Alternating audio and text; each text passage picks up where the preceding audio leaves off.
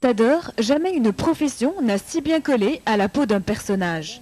Ambassadeur, Salah Steitié l'a été dans les années 60 en France, auprès de l'UNESCO, aux Pays-Bas, puis au Maroc, avant de rentrer au Liban, où il fut nommé secrétaire général du ministère des Affaires étrangères.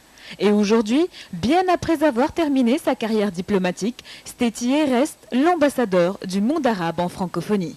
Arabes, musulmans, libanais, je cite dans le désordre, et francophones,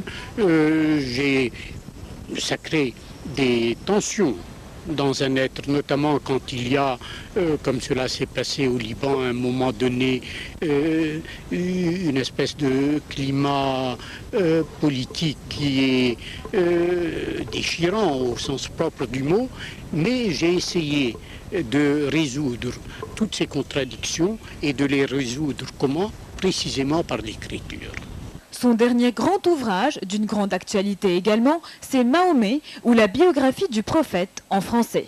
Et cette biographie vient d'être rachetée par Albin Michel, qui la tire à 25 000 exemplaires parce que les Occidentaux ont besoin de connaître, de savoir un peu qui est le fondateur de l'islam.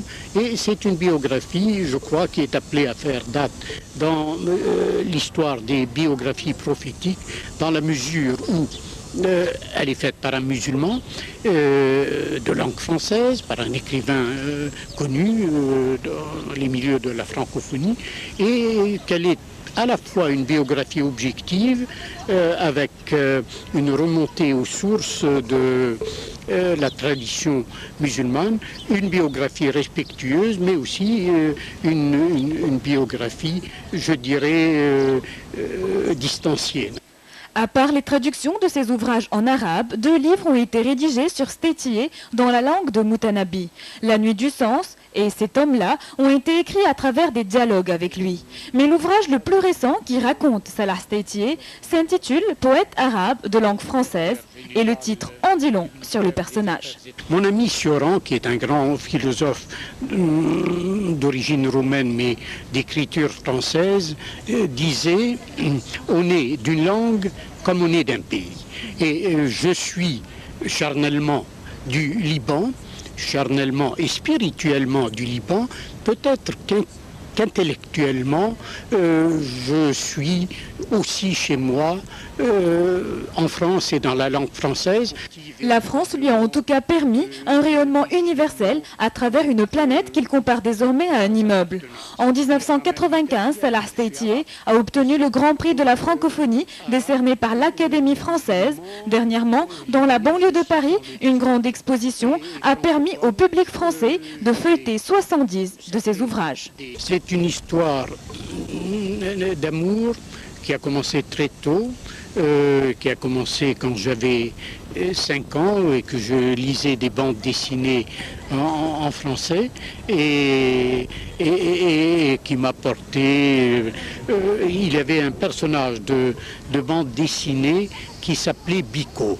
Quand j'avais 5 ans, j'adorais ce personnage et j'ai quelquefois résumé mon itinéraire en disant « je suis allé de Bico à Beckett ». Assonance et allitération caractérisent le style de Steitié, mais il n'est pas seulement poète ou écrivain, il est aussi analyste et fin observateur.